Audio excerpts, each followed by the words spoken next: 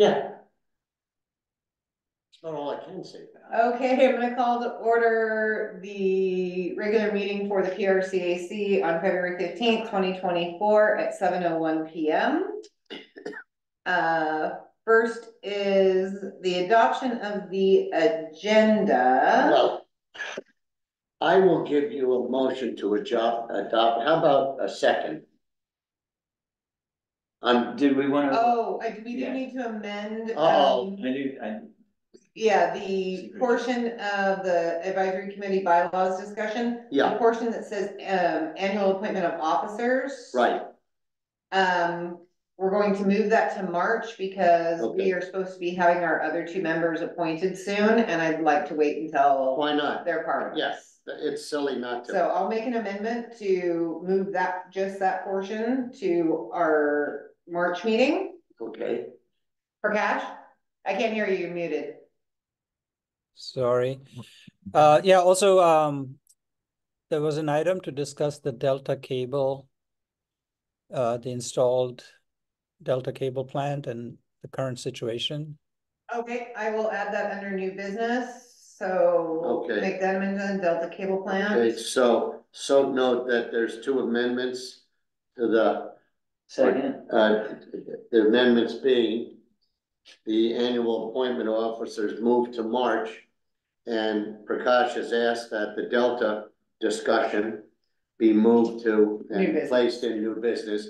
With those amendments in mind, I'll be happy to place a motion to accept You have the a agenda. second, Brian? I'm second, yes. All in favor? Aye. Aye, okay. So next is adoption of minutes. Hello. I will make a motion to adopt the minutes. I'll second the motion. All in favor? Aye. Aye. Okay, next correspondence. The only correspondence that we have received has to do with items that are already, I think, on the agenda. Let me just double check one more time, our PRCAC email. I just want to double check to make sure because it's been a little busy lately.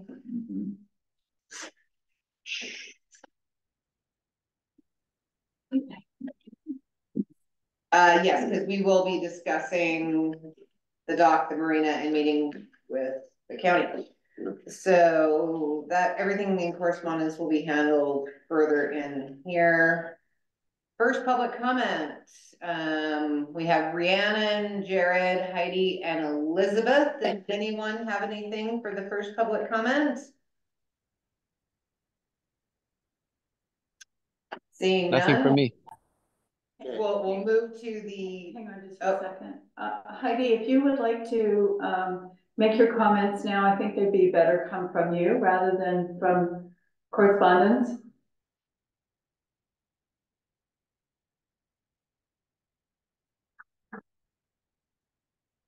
Okay, and we'll get back to that. We have another.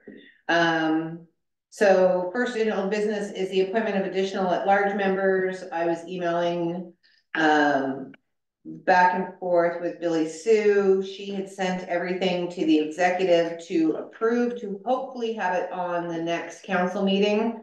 It didn't make it to the next council meeting agenda, so I've emailed her asking her if it will be on March 5th agenda, but she is out of the office until Tuesday. So I will follow up with her on Tuesday to make sure that that is going to be taking course on the 5th. The next is Wacom Transportation Authority Circle of Care Memorandum of Agreement. Is that a Nell or Prakash? I think it's probably me. Okay. I'm more up to date with Circle of Care things. We are meeting with them on Friday, I think. Miranda, myself, our treasurer, our president, to work out some of the budgetary items, and to fine tune what kind of vehicle and so forth we're looking at. So the wheels are turning, they're just turning rather slowly, but things are moving along. That's this Friday. For this, well, I don't know that we've had a confirmation about Oh, that okay. from Miranda. Miranda was out of the office, so, so don't, Okay, yeah, but So, for purposes, things are moving. okay. Okay, Prakash? yeah, so Anel, just wanted to ask a clarification. So the last meeting that happened between WTA and Circle of Care, WTA was supposed to come back with a memorandum of understanding. Did that happen? No, because we haven't yet worked out all the details of the. Their next board meeting is like the second week of March. And so we're doing our best to get all the details worked out and the MOU, written and agreed in order for that to go before the board in March and get an agreement and get, okay from the board. Okay, so should I understand that there's a draft in place and you, Circle of Care and WTA are going back and forth on individual like line items in the draft? Is that kind of what's Yes. happening?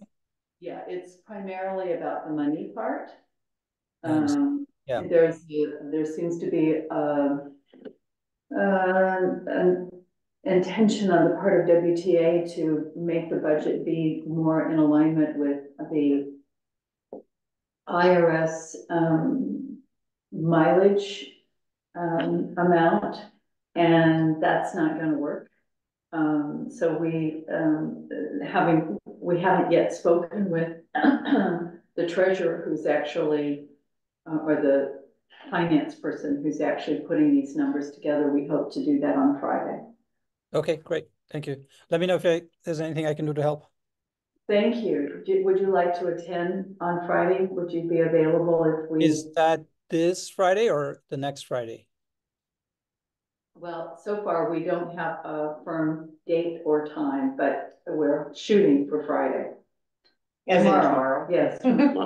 Yeah, I'm traveling, so probably I cannot attend tomorrow, but if it was the following week, I should be able to. Okay, and actually now that I'm thinking about it, I think that we've, I think I'm mistaken. So, I will definitely copy you when we get closer to, date and time. Sounds good. Thank you. Okay, the next item was the Point Roberts Community Advisory Committee bylaws discussion and action regarding definition of quorum. And as well term limits, because we did receive a request. Bless you. Mark Robbins, Taxpayers Association, he forwarded us an email that he had from the executive's office from January of 17, stating that there is no term limits for the voters associations or the taxpayers association, and requested that we also amended our bylaws to reflect that as well, because that is actually. He showed up in case there's any question. There. So you want to take away from that as you were doing the draft changes? The only draft change I did, fortunately, it'll be a very short conversation on my part, was the quorum. Mm-hmm. And all we did was strike the word current. So the quorum is a majority of the primary members, not current members. So, Right. So now it takes essentially all of us to get anything done until those other two appointments happen. Right. And we already made the amendment that you don't have to be a US citizen. That actually was made Right, before. Yeah. We'd already done that. Yeah. So then the only thing would be amending the term limits to meet what Suzanne Milner had emailed Mark in 2017, which was a rule I was not aware of. That there is no limit to the number of terms served by representatives of, at that time it was chamber taxpayers and voters. Oh, okay. So if we want to make that amendment per the request of the Taxpayers Association, it's not out of the blue. No, it's not. No. So, We have to vote on that. okay. If somebody wants to make a motion, and then, So moved. Yeah. Sorry. yes, Prakash? Yeah, sorry. I think I have a question, not on the taxpayer and voter association issue that you're mentioning, but on aligning with the county definitions of quorum and also eligibility. I was not here at the last meeting, so maybe some of this was discussed then and decided then. My question is like, I can see like one of two approaches. One, we are amending our bylaws to be reflecting the same points that the county's guidelines are, or secondly, just saying that our bylaws are whatever the county deems that they are in terms of quorum and eligibility. I'm trying to understand which of those two we are doing. Are we explicitly like changing the language to say this is what it is? Because if it was option A, then every time the county changes something, we have to amend again to say, to reflect exactly that language. Versus if it's option B, where we say it is whatever the county says it is, then we are one and done, right? Like if the county changes. There is, the only weird thing about it is, so the county has rules for advisory committees. But they also have some specific rules for the PRCAC. So like we have to have our agenda out 7 days prior to our meeting unless it's an emergency meeting. That rule does not apply to any other advisory committee in Whatcom County. It only applies to us. Okay. So we can't say we're applying all of the rules of any advisory committee because there are some rules that are specific to us. But again, that's imposed by the county, not by us, right? Yeah, but we're also the only advisory committee, because you have to have a reference to go to look up. So if we were to put, okay, well, if you want to know what our rules are and our bylaws are, please refer to the county bylaws for advisory committees. That won't work because we have extra ones. Do you see where I'm going? Yeah. Okay, I understand. I guess my question, maybe this was already voted upon last time, so it's moot. But for example, like the eligibility criteria or the quorum, my understanding is the county is not asking for our opinion on whether They're not. right? So they've already decided. So all Yeah. that we need to do is to say, whatever they've decided, that's what it is. Not that we vote on and agree to that particular decision. Am I coming across?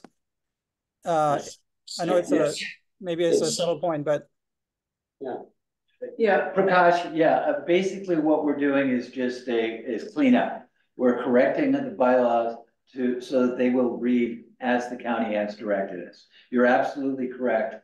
This is not something we're saying we support. This is something that this is just a cleanup amendment to reflect what the county has already done. okay. Sorry, I guess that was already done. So it's, like I said, somewhat moot. We should focus on the things that we are doing this meeting. Yeah. Yeah. Thank you for Mark, the you have your education. hand raised? Yeah, thanks. I'm not sure if I'm really entitled to speak as a non-member, but I think there's a little bit maybe lack of memory about what was discussed as the PRAC bylaws were being developed. I think it goes back to when Steve Wolf was the taxpayers representative, and we discussed implications of adopting term limits that would apply to the organizational members. Chamber, I guess, was still a member, and taxpayers and voters. And I recall pretty clearly. I personally, I would rather retain the added discretionary ability not to be restrained by term limits, since we know that the county has determined that it's not required by the county. But I remember that when the bylaws were being debated, it was felt by the PRAC members at the time that it should apply to everybody. And the taxpayers said, even though we're not that keen on it, we will abide by that. So my point here is not that I want to I mean, I feel a little torn here because I'd really like to see you eliminate the term limits for taxpayers and voters. But on the other hand, in fairness, I want to say that I think PRAC has the right and the ability to include in its bylaws things that are not required by the county. We can't go in violation of the county's precepts, I guess, but I think we can go over and above them. If PRAC wants term limits for organizational representatives, even though it's not required by the county, then I think PRAC can make that decision. So Mark, I I would remember back, rather that you don't, but I think in fairness, we should look at it in terms of what is in PRAC's prerogative and what's not within PRAC's prerogatives. so Mark, back then, because I remember I went to every meeting, it was decided at the time to go ahead and do the term limits because they felt it, at the time, there was only 5 members of PRAC and 3 were Point Roberts groups, which would give those 3 groups an Right. excessive amount of power. Right. Where now it's going to be 7 people and the 2 groups actually are the minority power holders, shall we say, in any conversation. And even now there's 2 and 3. Yeah. You know, so that was the difference back then, was there was a concern from some members of the community that the at-large had no voice because I the 3. totally agree with you, and I don't know if I'm speaking for taxpayers, but I personally have favored tilting the power to the at-large and away from the organizational representatives. So I'm all in favor of that. I understand the dynamic is different now. So, you know, I'm happy if you relieve us of that restriction. My point is simply to encourage PRAC to see some independence there, that it's your decision. You're not there to change your bylaws to make the county happy. You're developing bylaws that you think are good for PRAC and Point Roberts. So we had a motion to go ahead and make that amendment, to go back to the way it originally was.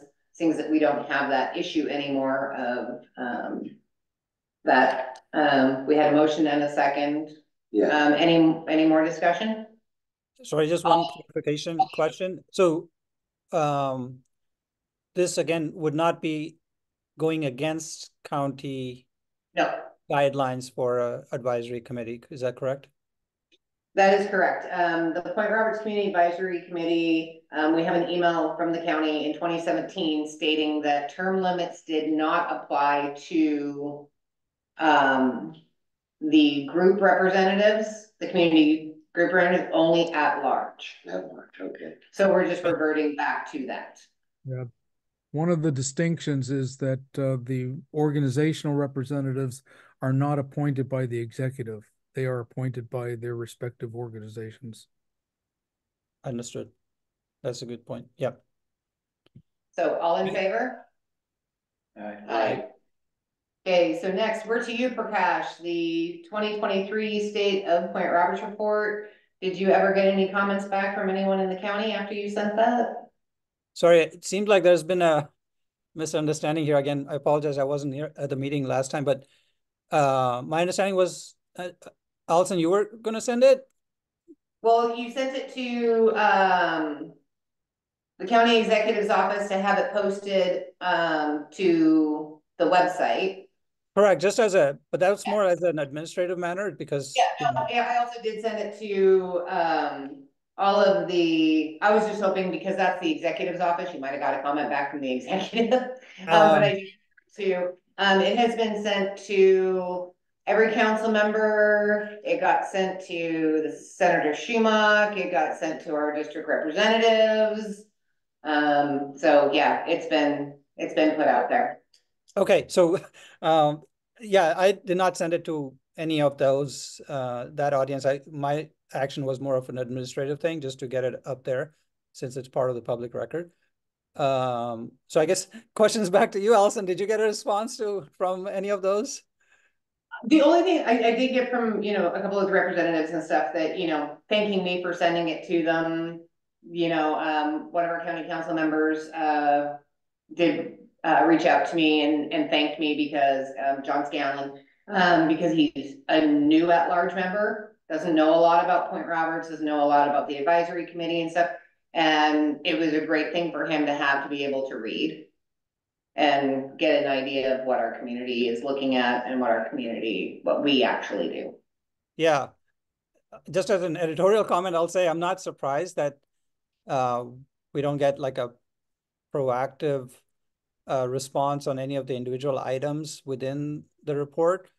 To me, going by last year's experience, it seems like this is a good communication tool to just establish the baseline of what the situation is.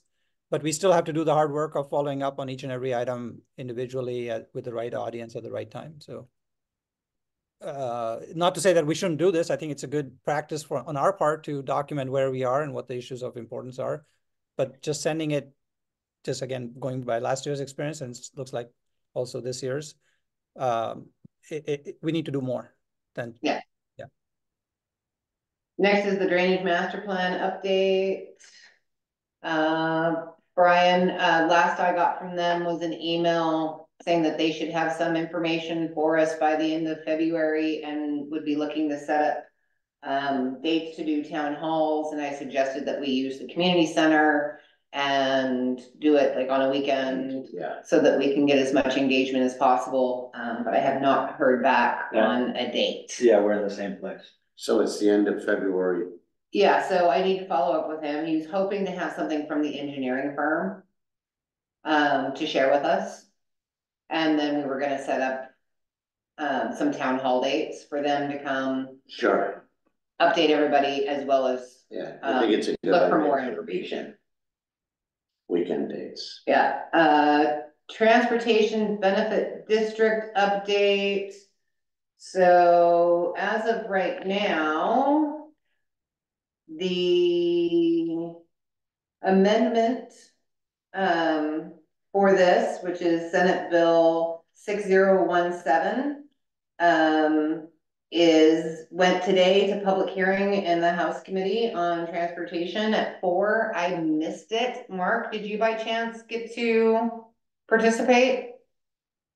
I did. I testified. And Sharon Senator Shoemake was there as well. And she said pretty much the same thing that I had followed up and said. And it went fine. Of course, they didn't take any action today, but Sharon told me that as far as she could tell, all of the members seem to be nodding their heads about it. So, and it has passed the Senate unanimously, apparently 49-0. So Yeah. it's in the House now. Right. Okay. It's actually getting progress way better than it did last time. Good job, Mark. Yeah. Yeah, I wanted to say, thank you, Mark, for all the help on this. Anything that PRCAC needs to do between now and? No, I don't think so. I think it's sort of pretty far along, unless some special interest, the oil industry or somebody comes in and says this is a slippery slope and we should not be using gas tax money on anything other than asphalt on the highways. Unless they sort of undermine it or sabotage it at the last minute, it looks like nobody's really that concerned. It's a very narrowly constructed bill. It really doesn't apply to all border area TBDs. It applies only to border area TBDs that have a border running through them. So it's only Point Roberts. That was the Sharon Shoemake's Republican Senate colleague that wanted to narrow it that way, which makes really no difference to us, I guess.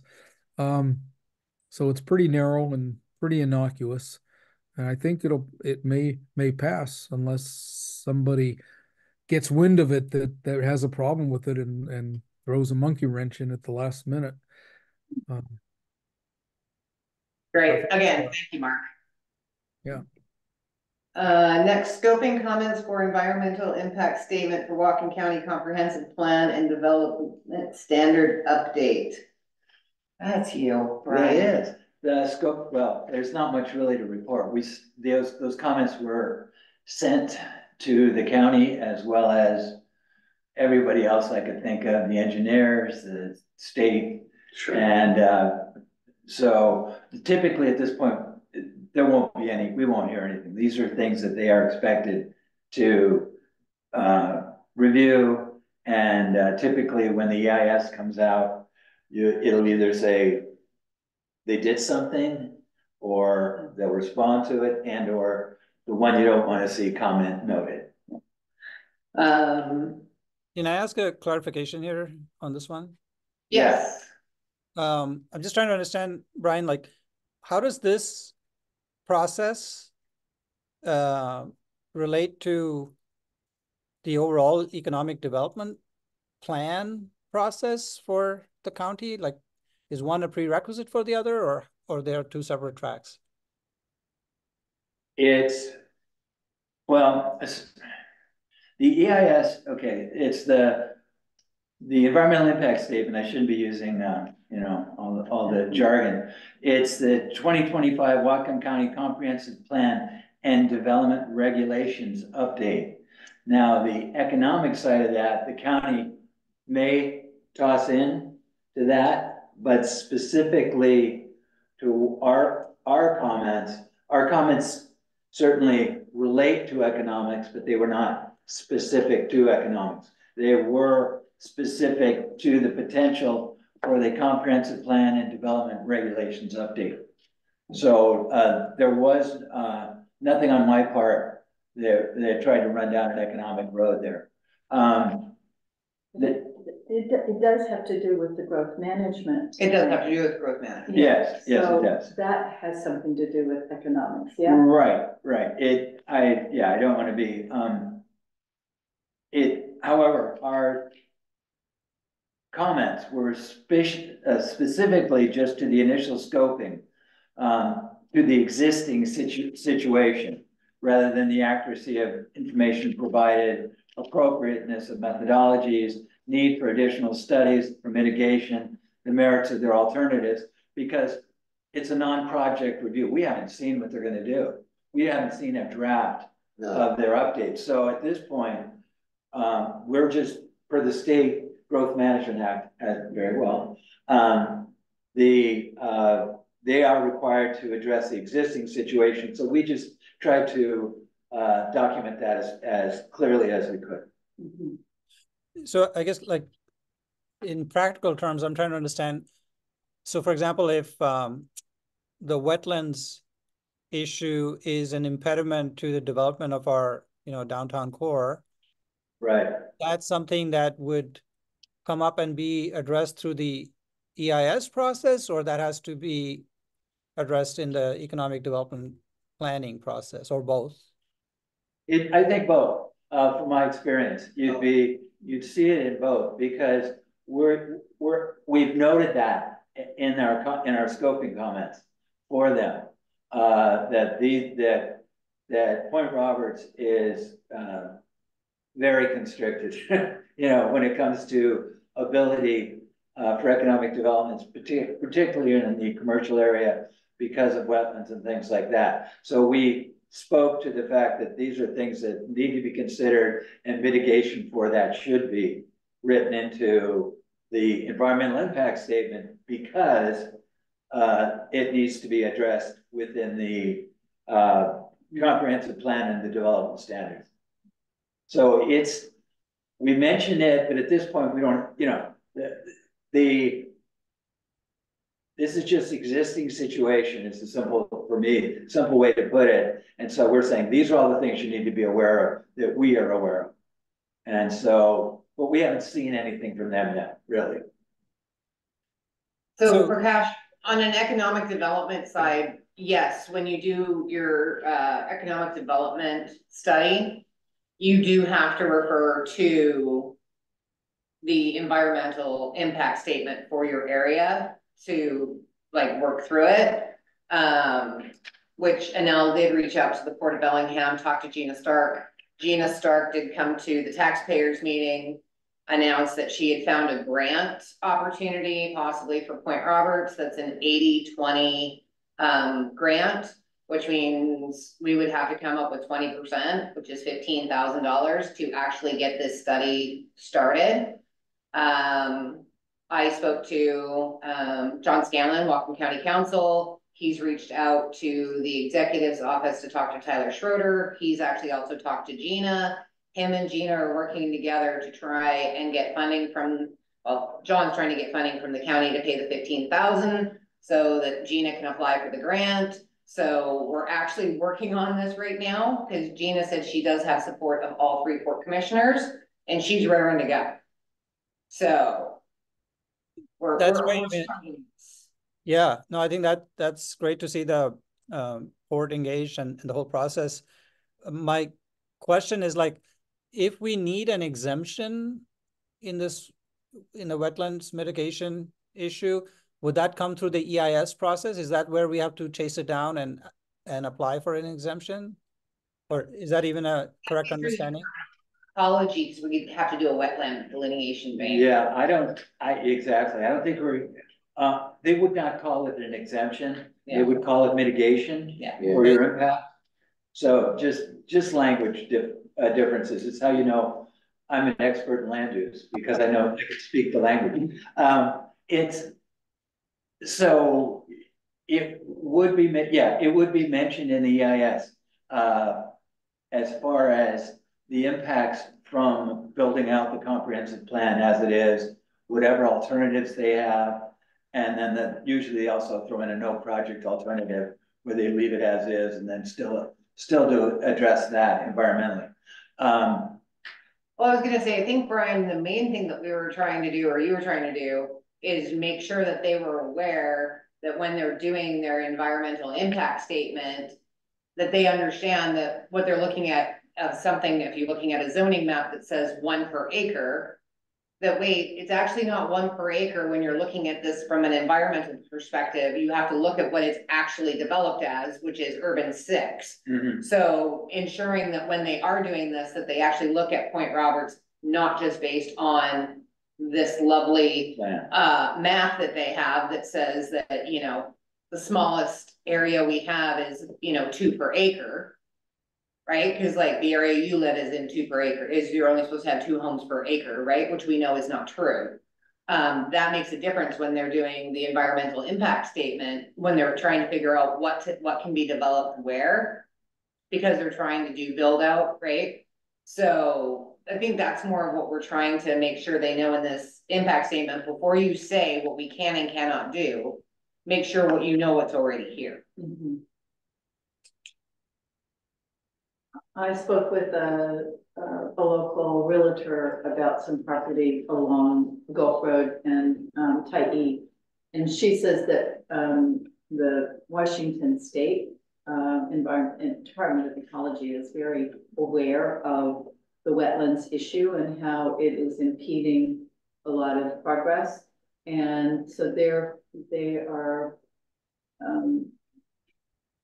making some adjustment, freeing up some land. I don't know exactly what they're doing, but they're making it easier to do wetlands mitigation in the state. So they're putting property, freeing up property, I guess, that the state has, that so we could mitigate, not here in Point Roberts, but over there. So right? Yeah, I'm sorry. I'm thinking of lots of other states. Yes, okay. I've worked in these places. No, I was just trying to understand, like, seems to me like based on this discussion, and Brian, thank you for educating me and others on this call, like, it seems like getting that wetlands mitigation reflected in the EIS is a must-have, at least from my point of view, not a nice to have, right? Because if we don't have that, you know, we'll just run into that again when we go try to do the economic development plan. Is that correct understanding? Yep. Right. Yes. Yeah. I agree with her. And anything, I think at that point, any work that the county does could be challenged because of that inadequacy. Yeah. Right, so we need to chase, I guess we need to keep track of this as one of the things where we need some language in there and we need to chase down that language gets in there. Right. And that's why I'm so glad we have Brian, because he Yeah. knows how to do that. Right. Yeah. And in keeping with the adage that we need to be in the pocket of somebody on staff. Over there, is there a specific person that we could follow up with? There is someone who's assigned to doing this, and they certainly were copied on this, so they know it. I haven't spoken with them. I can make that happen. I think that would be. I think it'd be a good idea, just to Okay. follow up, make sure Yeah. that it didn't go into the rabbit hole of, oh, that's Point Roberts. In the email And system. just Oh, to those let people. them know that we're going to be Right. following up. Got it. And making All right. sure and asking for copies of You're right. ongoing progress. I think we need to ask for copies of everything to be sent specifically to comment at PRCAC on everything coming from the county, because they don't seem to be very inclined to do that. Allison, before we get to new business, I need to amend the agenda. Oh, because you weren't here when we did that, yes, to discuss the parks, Yeah. Washington County Parks. Yeah, that is part of old business, so go ahead and give that update as being a. Okay, so we finished here, you finished Prakash? Yes. Okay, we've made some progress as far as the dog park is concerned, or the off-leash dog enclosure, as we are appropriately calling it. And Superintendent Bennett Knox has requested that we hold a meeting on February the 29th. So we get to spend leap year evening discussing with Knox and Lamb and Christian, his staff. He's bringing 2 members of his staff, and we'll open it up to the community to basically what amounts to a town hall meeting. He's very interested to hear the community at large, pros and cons.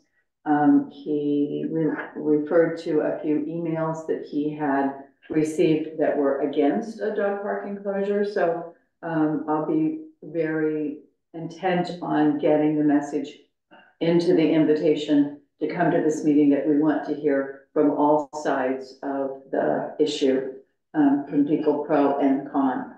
So I'm curious who of us is going to be able to be there on the 29th. Wonderful. So he also did say that he wanted to talk about that as well as other projects, and he suggested a representative from the marina. So I did speak to Ding. Okay. And a representative from the marina will be there. Great. So that we can get updated on the discussion between Whatcom County Parks and the marina on a boat launch. Inside the protected waterway there at the marina that would be free for community use. Okay. So. It's 29th here, Yes, at 6:30. 6:30. 6:30. Good. May I also provide a quick update on the broadband topic? I don't have an update on the actual progress from the PUD, but I want to state for the record that Bob Hiddleman sent some email correspondence to the PUD and the executive expressing some concerns on the fiber build out and whether there would actually be ISPs interested in providing services at an affordable price point once the fiber build out has been completed.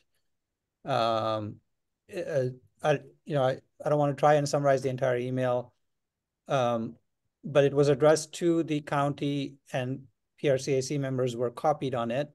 I did follow up with Atul Deshmane, who's the one of the PUD commissioners, and asked for his thoughts on that email. The quick summary is that PUD is committed to the direction that they have, that they are proceeding on, which is to use the WSBO grant money to lay fiber on the point, and also apply the matching funding from the grants, the allocation in the Washington state budget, and I think county also provided some matching grants. So to apply all of that towards the fiber. And he indicated they are making progress in both the contracting for the fiber layout as well as potential ISP interest. And I invited him to come speak to the community by way of a future PRAC meeting, and he was open to that at the right time. So let's move into new business. And Prakash, you want to discuss let's just go straight into the Delta cable plant. Yeah. All right. So along with that, or maybe in a separate email, Bob Hillman also expressed concern about the current state of the Delta cable installation, the cables that are running overhead on poles throughout the point, but at various points, particularly along Marine Drive. And I think I took some pictures and circulated them to PRCAC members. Yeah. They are in quite a state of disrepair. I think it's fair to say they are sagging and they are, entangled in vegetation and not a good site.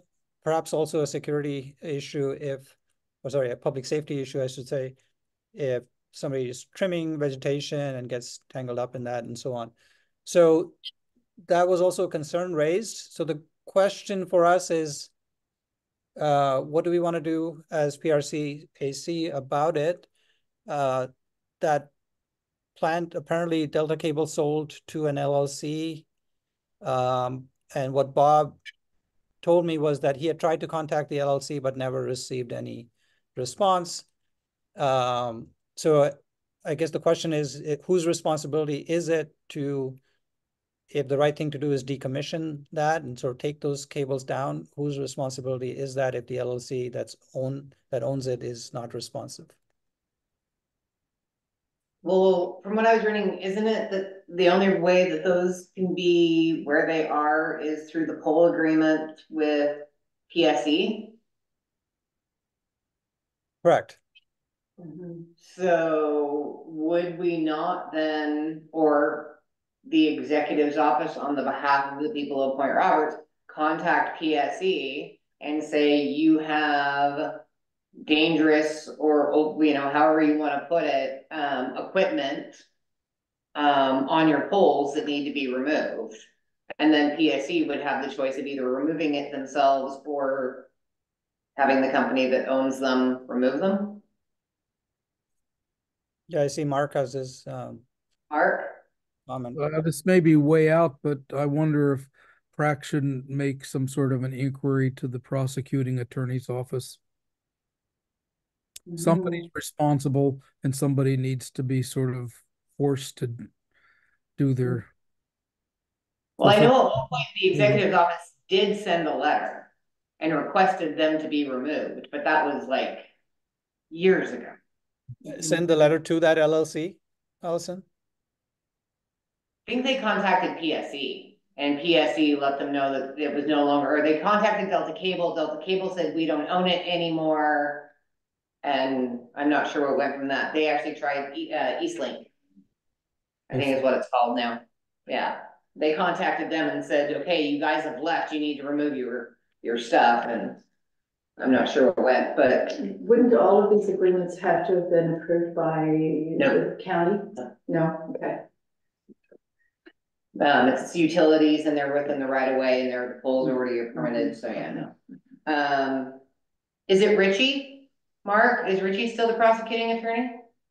I'm not sure who the personalities are. I guess so. Yeah. But I mean, somebody in his office in the civil division maybe could take a look. Well, that could be a possibility, is sending an email. Alert them to the fact that we're sort of getting tremendous runaround here because there's like no clear, nobody's clearly taking responsibility, but somebody's got to be legally responsible. I don't know why I keep thinking it is still Richie. Well, he might be the prosecuting attorney, but I mean, you don't have to necessarily go to the top guy in the office.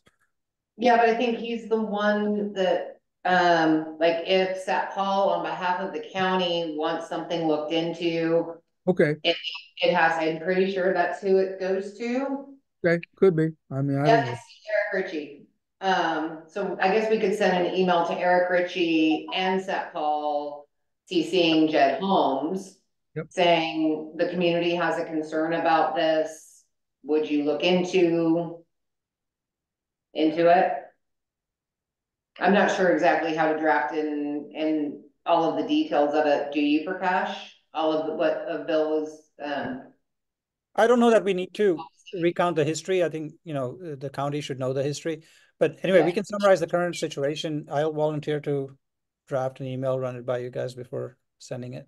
yeah, if you want to draft the email and then I can send you the email addresses for like Eric Ritchie, and you already have Sat Paul's and you already have Jed's, but I can get you Yeah. Ritchie's. And then Prakash can include some of the pictures. Yes, I Yeah. will definitely do. Yeah, definitely there's an issue there Yeah, that we need that's, to get addressed. yep, and say, look, it's a public, they gotta be removed. So Prakash is going to draft that email, send it to us just to take a quick peek at, and then we'll get that sent off to Eric Ritchie and the executive's office to see if we can make some headway. Makes sense. Next thing is the 2024 dates for septic training program. Last year, we worked with Whatcom County Health Department to run 3 homeowner septic training programs, almost just shy of 300 people were certified through that process. This year we have 2 classes. Each class has a maximum of 100 people. Okay, It will be May 11th all right. and August 17th from 10 a.m. to 12 p.m. I have put a link up on Nextdoor, Posty Post, and Facebook. I will be putting that out again. I will put one out once a month until they tell me we're full, or if we're not full, I will put out a reminder each week as we get closer. Who do the RSVPs go to? So you go to a link for the Whatcom County Health Department website, Okay, and then everything is done through their website. and they just update us. I check in with them to find Okay. out how many people are signed up. Should I still be asking, or do I need to put a note out that, That it's hey, the full. class is full? The very first class we did, I posted the notice on a Thursday. The Monday was a holiday. I checked in with the head of O&M and went, hey, how's the class? I posted this, and he went, stop, it's over full. I have 108. Remember that. So the next one's filled up pretty quick. The third one, Yeah, standing room only though, that first one is funny. so, because of course some people don't always show even though they've signed up, which is fine. But yeah, that'll be great. We have space to Sure, get another 200 people. good. Which is, I want to say this says a lot about this community. When James Hayes, who was the head of O&M at the time, showed up, he said, I can't believe over 100 people signed up in less than 4 days. We do these classes all over the place in Bellingham. He goes, normally we say we only do the class for up to 50 people, and I'm lucky if 20 people sign up. So the fact that we said 100, he thought I was like lost my ever-loving mind, and we had 100 people show up. He went, wow. He was thoroughly impressed, and so was Jasmine when she taught the class and such, so. And Haley, I think Haley taught a class too. So that's that. Now we are at the Second public comment. second public comment. Does anyone have anything that they would like to bring up, discuss, have us put on our next agenda? Elizabeth? Hello. Yes, I don't know if this is, a community issue, but there's a lot of chit chat on next door. This is regarding the Canadian flag at the community center. Now, I grew up in the Lower Mainland and came to Point Roberts every summer from 12 to 24, and the Canadian flag was always flying at the community center along with the US flag. So it's been flying for some 40 years. I don't know why it isn't. I don't know what the issue is, but I think Mark posted something about Bellingham. They have a Canadian and an American flag flying side by side. What is the issue? Why was the flag taken down? And what is the possibility of putting a new Canadian flag back up? Seeing, Yeah. hang on, Bill, seeing as the majority of homeowners are from up north and the history, I think we should address it. It's kind of getting nasty on next door, so I didn't make any comment, but I thought I'd bring it to you. Thank you for listening.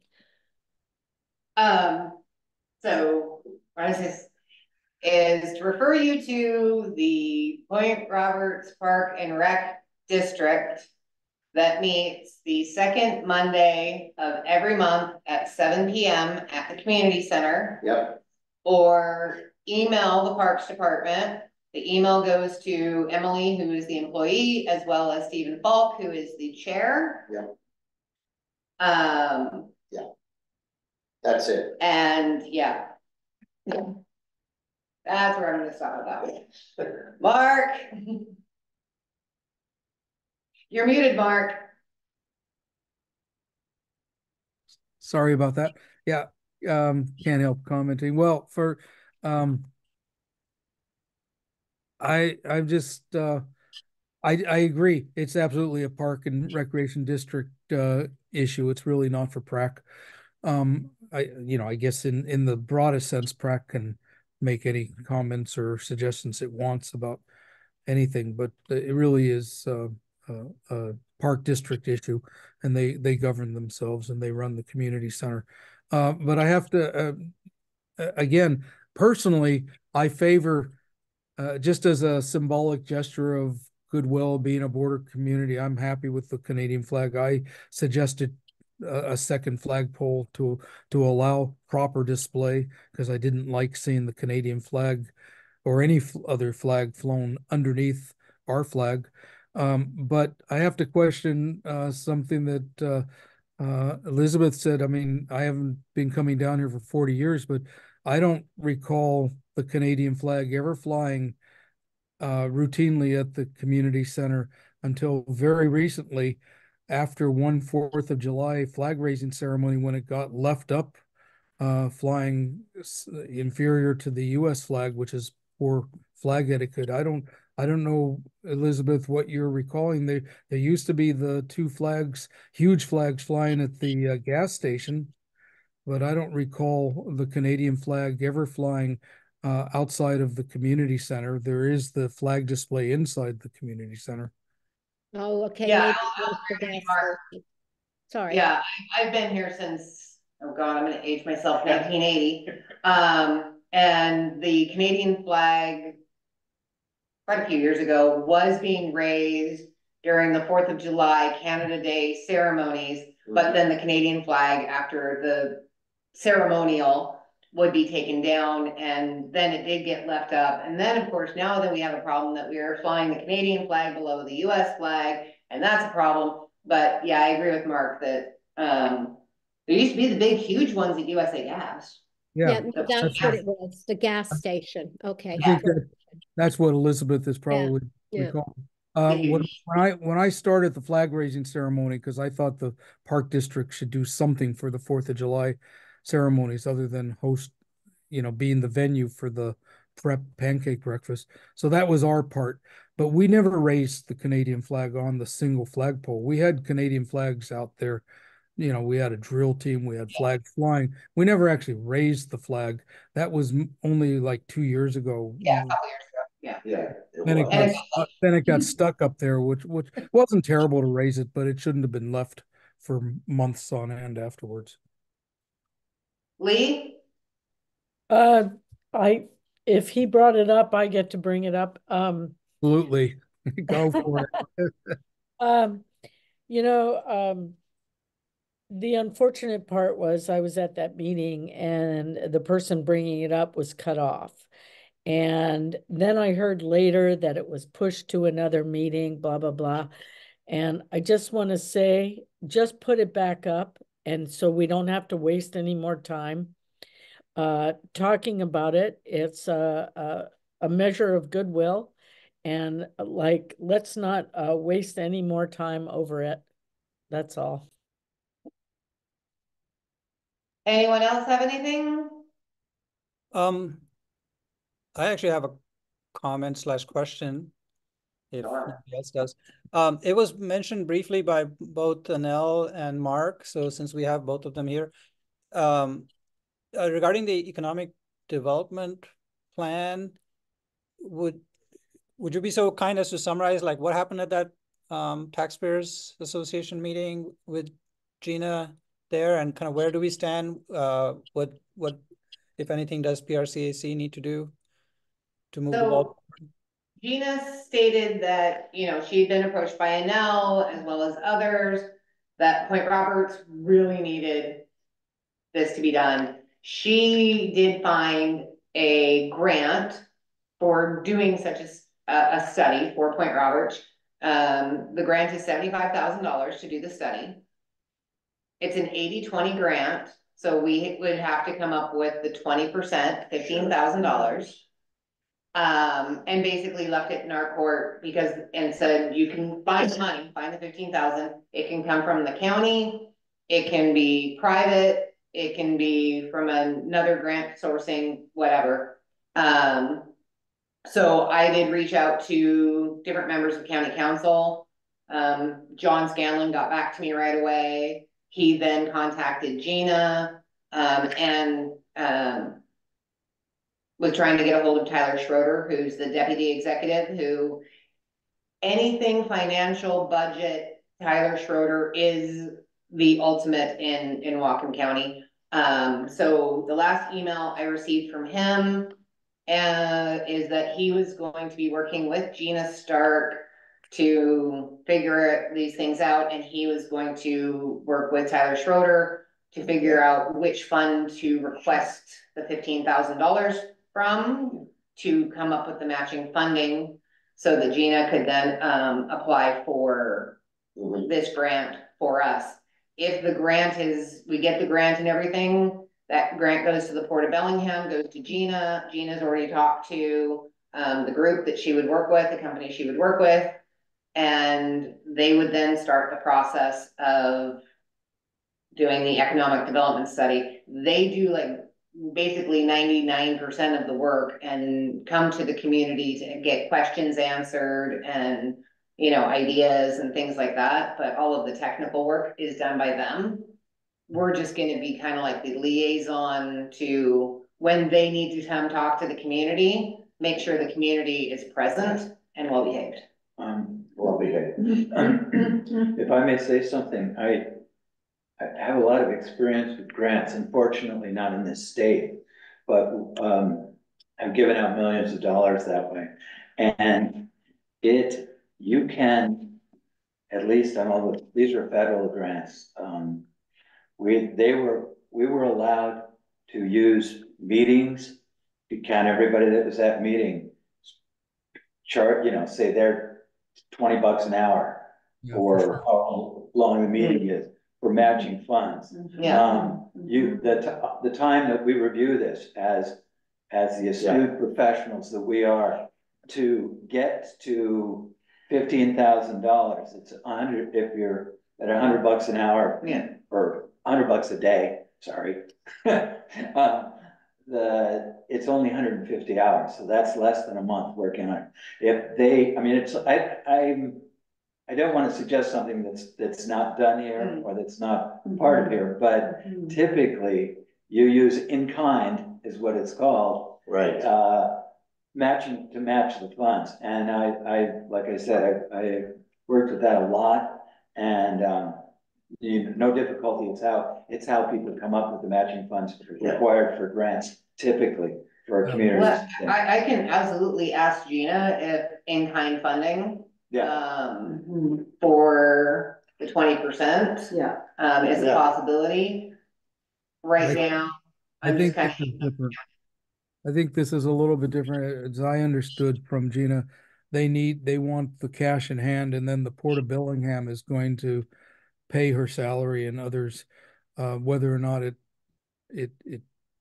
more than takes up the grant or not. I mean, these are probably fixed costs for the port, but this is how they cover those fixed costs.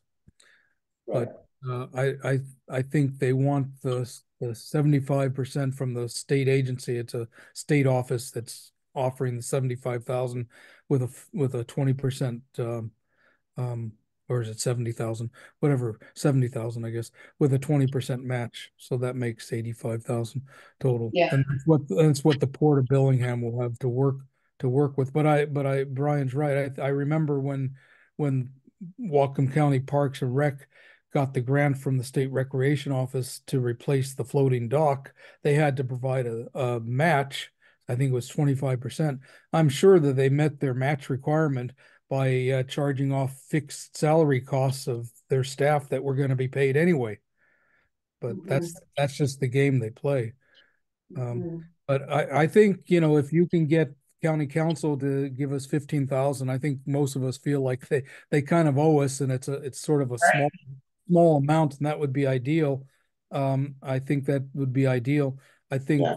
another approach could be, and they're coming to Point Roberts this weekend. We could, taxpayers, for instance, could ask the Colton Family Foundation if they would be willing and interested in contributing to this. There is some history there. They did a $10,000 grant to PrEP some time ago, which covered the required match, which PrEP used to get a FEMA grant to pay for the emergency communications tower that's being installed at the fire hall. So it's not too far off from the kind of thing that the Colton Foundation has done in the past. So it's another thing we might look for in case it gets hung up at the county. yeah, no, absolutely. When I was talking to John Scanlon, I told him, I said, yeah, go to Barry, go to somebody to co-sponsor it with you. And he asked me my thoughts on some of the council members like Tyler Bird. And I'm like, well, we actually went, when I was on the PRCAC with Sea of Bulk, we actually went to council and asked, can we have money for an economic development plan? And of course, we got that there's no money for you. And Tyler Bird said, if you guys can start the work, if you guys can get some of the money, find some grants, whatever, come to us and then we can help you finish it off. Because they weren't, at the time, weren't gonna fund all of it. Right. So I think and like John, I think if you're going in and saying, hey, it's gonna be 85,000, but the county only has to kick in 15, all this work's being done, that he would support it 100% because it's exactly what he asked us to do. So I don't see it not passing council if it gets That makes to sense. council, Yeah. right? I can see that we would get at Yeah. least 4 votes. But Right, at least that's what I'm like, I just need 4 out of the 7, right? Yep. It's a simple majority. Should we also look for like other sources of funding? Like, Mark mentioned one, but also locally, like, I don't know if Chamber of Commerce or others would be interested. I have a couple other possibilities, but to be honest, I don't feel it's appropriate to start asking other business entities and such who are still trying to recover after a border closure, whether they are people that I know have means or not, until we exhaust the county option first, where we pay into our taxes. Because here's part of my concern is that if everybody starts saying, oh, well, we can go to this business, we can go to this business, it allows the county to step back and say, oh, well, you guys can just do this yourself. Yeah. Right? While we have motion with the Port of Bellingham, we have motion with someone in the county. I think that, you know, if we find out in 2 weeks that the answer is no, well, then Yeah. we move on. But right now, I think we give, John the opportunity. I will say, you know, he is a new at-large member. He talked to me on the phone for an hour. And he said, you know, he understood part of the point of, without an economic development study, we can't get, or it's very difficult to get, state and federal grants because we don't have an economic development study. Framework. Whatcom County has no money for us, so our only option is to get state and federal funding. So it behooves Whatcom County to give us the $15,000 so that we can stop bugging them for money and go try and get state and federal money. Yeah. Yeah. All right. Can I just respond a bit more directly to Prakash's question about how that meeting went? I might be a sucker for a good snake oil salesperson, but I was very impressed with Gina Stark. She's Very. very articulate. She seems very enthusiastic. She seems very confident. Um, she insists that this is an economic development strategy, not a study. It absolutely can't become just another study that gathers dust. And the biggest, and I think that she's committed to working not only to come up with a strategy, but then to help look for funding for one or more projects that are identified as priorities within the strategy that will have a sort of a cascading positive effect on the community, on the economy, and other aspects of quality of life. So, there was a fair amount of skepticism voiced in the meeting by people that have noted that there have been a number of sub-area plans and economic plans and character plans and character plan revision plans and so forth, that don't seem to ever really get to any place. But so there's that. It's true. But she seemed very confident that we can come up with a strategy, and that if the X, Y, and Z projects are within the framework of a well thought out strategy, you have a better chance of getting them funded. And she absolutely, I mean, the biggest takeaway for me was that going to the county for anything is the last place in the world, and that's what we've been doing for the last 40 years. The county is, we're lucky if they give us an extra mowing of the shoulders one year.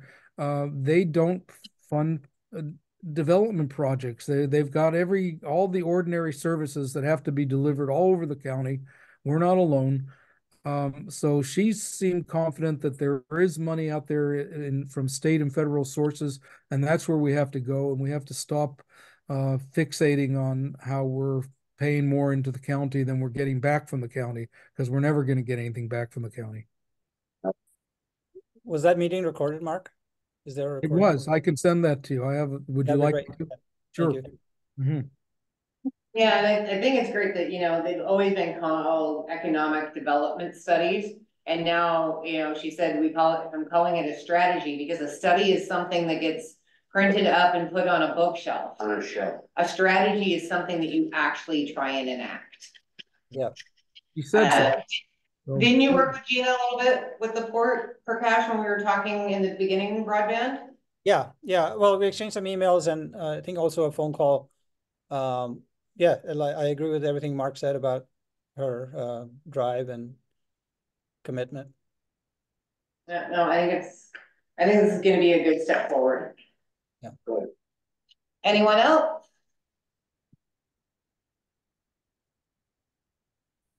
Okay, seeing none. Anybody else here have anything? May I make a motion to adjourn? I'll second that motion to adjourn. Thank you, everyone, for coming. And I guess we'll see some of you on February 29th at 6:30 here at the community center. This will be in person only, not a Zoom meeting. So please come and listen to what the Whatcom County Parks has in store for us. Thank you. Good night. You all. Thanks, everybody. Good night. So that's the 29th.